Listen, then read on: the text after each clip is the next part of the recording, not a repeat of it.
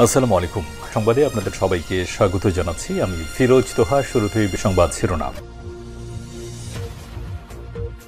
বাংলাদেশের সর্বশেষ গুরুত্বপূর্ণ আপডেট সংবাদে আপনাকে স্বাগত। শুরুতেই সংবাদ শিরোনাম, এরপর বিস্তারিত। শুরুতেই জানাবো, সিটি কলেজ এবং ঢাকা কলেজের শিক্ষার্থীদের মধ্যে ধাওয়া পাল্টা ধাওয়া। ঢাকার সায়েন্স ল্যাব মোড়ে সংঘর্ষে জড়িয়েছে ঢাকা সিটি কলেজ ও ঢাকা কলেজের শিক্ষার্থীরা। মঙ্গলবার 15 এপ্রিল বেলা 11:40 দিকে এই সংঘর্ষে এবং ধাওয়া পাল্টা ধার সূত্রপাত হয়। এরপর জানাবো, ঢাকার সঙ্গে সম্পর্ক উন্নয়নের চেষ্টা ইসলামাবাদের। এক যুগ আগে সৌহার্দ্যপূর্ণ সম্পর্কের বার্তা নিয়ে বাংলাদেশ সফরে এসেছিলেন পাকিস্তানের তৎকালীন পররাষ্ট্রমন্ত্রী হিনা রাব্বানী খার। তবে ঢাকার সঙ্গে তখন শেখ হাসিনা ক্ষমতায় থাকার কারণে সম্পর্ক অনেকটা ভালো না হয়ে আরও খারাপ হয়েছে। এবারে জানাবো, 6 তরুণকে পুড়িয়ে হত্যা, 3 পুলিশ কর্মকর্তাকে কারাগারে পাঠানোর নির্দেশ। আশুলিয়ায় 6 তরুণীকে গুলি করে হত্যার ঘটনার পর তাদের মধ্যেও আগুন দিয়ে দেওয়ার ঘটনায় মানবতা বিরোধী অপরাধের অভিযোগে 3 পুলিশ কর্মকর্তাকে গ্রেপ্তার দেখিয়ে কারাগারে পাঠানোর নির্দেশ দিয়েছে আন্তর্জাতিক অপরাধ ট্রাইব্যুনাল। আজ মঙ্গলবার তাদেরকে ট্রাইব্যুনালে হাজির করা হলে আদালত এই নির্দেশ দেয়। এদিকে প্লট বরাতের দুর্নীতি, শেখ হাসিনা এবং শেখ হাসিনার ছেলে জয়সহ 29 জনের বিরুদ্ধে গ্রেপ্তারি পরোয়ানা। রাজধানীর উন্নয়ন কর্তৃপক্ষ রাজুক থেকে প্লট দুর্নীতি করে পাওয়ার অভিযোগে পৃথক দুটি মামলায় শেখ হাসিনা, শেখ রেহানা, শেখ হাসিনার ছেলে সজীব ওয়াজেদ জয়সহ 29 জনের বিরুদ্ধে গ্রেপ্তারি পরোয়ানা জারি করেছে আদালত। জানাবো, বিয়ের প্রলোভনে বিদেশি নারীকে ধর্ষণ ও মারধরের অভিযোগ। ফেনীতে বিয়ের প্রলোভনে বিদেশি এক নারী 40কে ধর্ষণ ও মারধরের অভিযোগে মকসুদুর রহমান 48 নামে এক ব্যক্তিকে গ্রেপ্তার করেছে পুলিশ। মামলার এজাহার সূত্র থেকে জানা গেছে, 2020 সালে হংকংয়ে মুদি দোকানে ব্যবসা করেন ভুক্তভোগী নারী। তিনি জন্মসূত্রে ভারতীয় হলেও বর্তমানে থাইল্যান্ডের নাগরিক। সেখানেই অভিযুক্ত মুখলেসুর রহমানের সঙ্গে পরিচিত হন। পরে তাদের মধ্যে প্রেমের সম্পর্ক গড়ে ওঠে এবং বিয়ের প্রতিশ্রুতি দেখে অভিযুক্ত তাকে ধর্ষণ করে। পরবর্তীতে মকসুদুরকে ব্যবসা ও বাংলাদেশে জমি কেনার জন্য 2,10,000 হংকং ডলার ও কিছু স্বর্ণালংকার দেন ভুক্তভোগী ওই নারী। এক সময় অভিযুক্ত সেদেশে ভিসা সমস্যার কারণে কারাগারে গেলে তাকে মুক্ত করেন ভুক্তভোগী নারী। তবে তাকে বিয়ের প্রলোভন দেখে অবশেষে মারধর করেছে। এই ঘটনায় ওই অভিযুক্ত মামলা করেছেন। এবং সর্বশেষ জানাবো, পাকিস্তানে পুলিশের গাড়িবহরে আইইডির বিস্ফোরণ, 3 সদস্য নিহত। পাকিস্তানের বেলুচিস্তানে পুলিশের গাড়িবহর লক্ষ্য করে সন্ত্রাসীদের চালানো ইম্প্রোভাইজড এক্সপ্লোসিভ ডিভাইস আইইডি বিস্ফোরণে 3 পুলিশ সদস্য নিহত হয়েছে। এছাড়া আহত হয়েছে আরও 18 জন। আজ 15 এপ্রিল সকালে এই দুর্ঘটনা ঘটে। প্রিয় দর্শক, এতক্ষণ শুনছিলেন সংবাদ শিরোনাম, এবারে বিস্তারিত। তবে তার আগে বন্ধুরা, অনুরোধ থাকবে এই সংবাদটিতে একটি লাইক দিন। এই চ্যানেলে আপনি নতুন হয়ে থাকলে আমাদের সংবাদটি দেখতে দেখতে চ্যানেলটি সাবস্ক্রাইব করে রাখুন। কমেন্ট করে বন্ধুরা আপনার মূল্যবান মতামত জানিয়ে দিন আপনি বিশ্বের কোন দেশ থেকে বা বাংলাদেশের কোন স্থান থেকে আমাদের সংবাদটি দেখছেন এবং শুনছেন।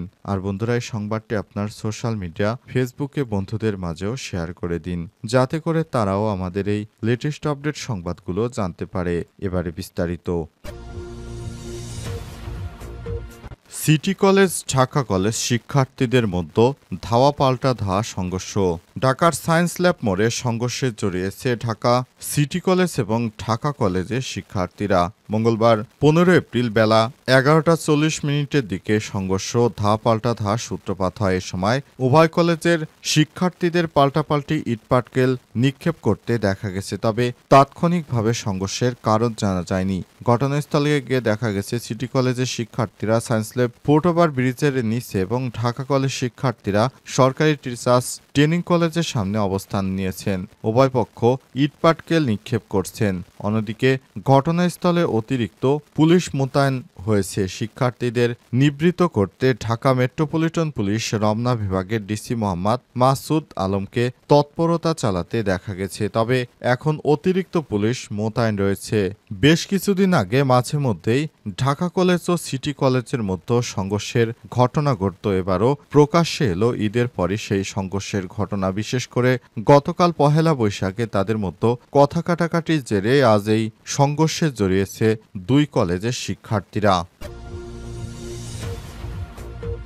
ঢাকার সঙ্গে সম্পর্ক উন্নয়নের চেষ্টা ইসলামাবাদের। একযোগাকে সৌহার্দ্যপূর্ণ সম্পর্কের বার্তা নিয়ে বাংলাদেশ সফরে এসেছিলেন পাকিস্তানের প্রেসিডেন্ট পররাষ্ট্রমন্ত্রী হিন্না রাব্বানী খান। সেবার ঢাকায় উষ্ণ আলোচনার মাধ্যমে দুই দেশের মধ্যে সম্পর্ক এগিয়ে নেবার মতো যথেষ্ট আলাপ আলোচনা হয়েছিল। তবে এবার পাকিস্তানের বর্তমান প্রেসিডেন্ট শেহবাজ শরীফ বাংলাদেশের অন্তর্বর্তীকালীন সরকারের সঙ্গে আবারও যোগাযোগ রক্ষা করার চেষ্টা করছেন। তিনি বাংলাদেশের সঙ্গে পূর্বের অভিজ্ঞতা বাদ দিয়ে নতুন করে সম্পর্ক এগিয়ে নেয়ার চেষ্টা করছেন। শেহবাজ শরীফ মিশরের কায়রোতে অনুষ্ঠিত সর্বশেষ D8 আলোচনার ফাঁকে অন্তর্বর্তীকালীন সরকারের প্রধান উপদেষ্টা প্রফেসর ডক্টর মোহাম্মদ ইউনূসের সঙ্গে সম্মেলনের ফাঁকে বৈঠক করেছিলেন। সেখানে বাংলাদেশের সঙ্গে সম্পর্ক এগিয়ে নেয়ার ব্যাপারে তিনি ইতিবাচক এবং অন্তর্বর্তীকালীন সরকারকে ধন্যবাদ জানিয়েছেন বাংলাদেশের একটি দুর্যোগকালীন সময়ে দায়িত্ব গ্রহণ করার জন্য।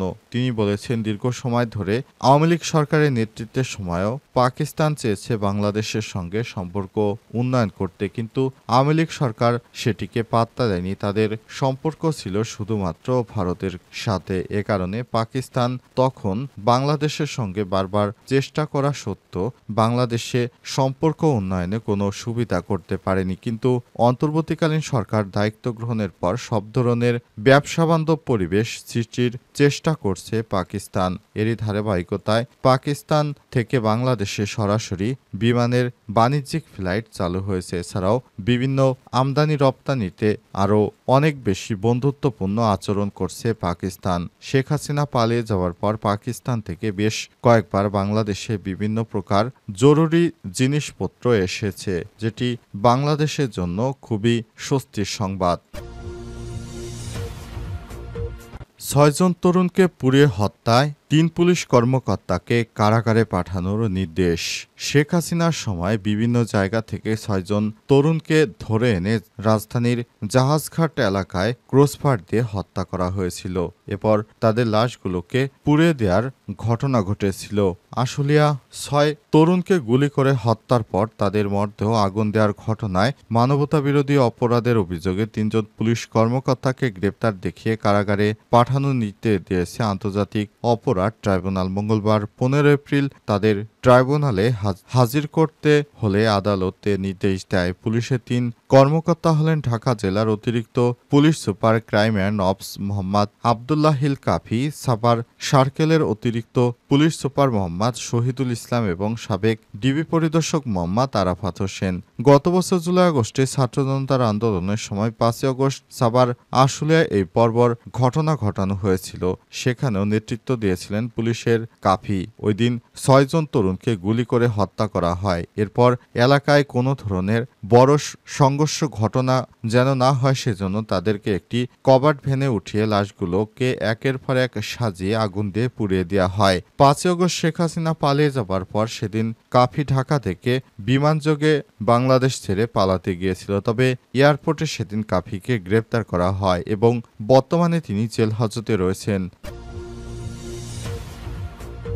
প্লট বরাদ্দের দুর্নীতি, শেখ হাসিনা এবং শেখ হাসিনার ছেলে জয়সহ 29 জনের বিরুদ্ধে গ্রেপ্তারি পরোয়ানা জারি। রাজধানী উন্নয়ন কর্তৃপক্ষ রাজউকের প্লট বরাদ্দে দুর্নীতির অভিযোগে দুদকের করা পৃথক 2 মামলায় ক্ষমতাচ্যুত সাবেক প্রধানমন্ত্রী শেখ হাসিনা তার ছেলে সজীব ওয়াজেদ জয়সহ 29 জনের বিরুদ্ধে গ্রেপ্তারি পরোয়ানা জারি করেছে আদালত। মঙ্গলবার 15 এপ্রিল ঢাকার মেট্রোপলিটন সিনিয়র স্পেশাল জাজ জাকির হোসেন গালিবের আদালত দুদকের দেয়া চার্জশিট আমলে নিয়ে এরই মধ্যে এক মামলায় ১২ জন, অন্য মামলায় ১৭ জনকে আসামি করে আসামিরা পলাতক থাকায় আদালত তাদের বিরুদ্ধে গ্রেপ্তারি পরোয়ানা জারি করেছে। আদালতে দুদকের প্রসিকিউটর বিভাগের সহকারী পরিচালক আমিনুল ইসলাম এসব নিশ্চিত করেছেন। জানা যায়, পূর্বাঞ্চলে ৬০ কাঠা প্লট বরাদ্দ নেয়ার প্রমাণ পায় ক্ষমতাচ্যুত শেখ হাসিনা, তার বোন রিহানা, সাবেক প্রতিমন্ত্রী শরীফ আহমেদ, প্রধানমন্ত্রীর সাবেক একান্ত সচিব সালাউদ্দিন এবং জাতীয় গৃহায়ন ও গণপূর্ত মন্ত্রণালয় ১৪ কর্মকর্তার বিরুদ্ধে পৃথক ৮টি অভিযোগপত্র ও চার্জশিট দাখিল করে দুর্নীতি দমন কমিশন দুদক গত ১২, ১৩, ১৪ জানুয়ারি তাদের বিরুদ্ধে মামলাগুলো দায়ের করা হয়। আসামিদের দেশে না থাকার কারণে তাদের বিরুদ্ধে এই গ্রেপ্তারি পরোয়ানা জারি করা হয়েছে। দীর্ঘদিন ধরে শেখ হাসিনা সহ অন্যান্য আসামিরা পলাতক। তারা বর্তমানে ভারতে অবস্থান করছেন, অনেকে বিশ্বের অন্যান্য দেশেও অবস্থান করছেন। এ কারণে এদের বিরুদ্ধে এই গ্রেপ্তারি পরোয়ানা জারি করেছে আদালত।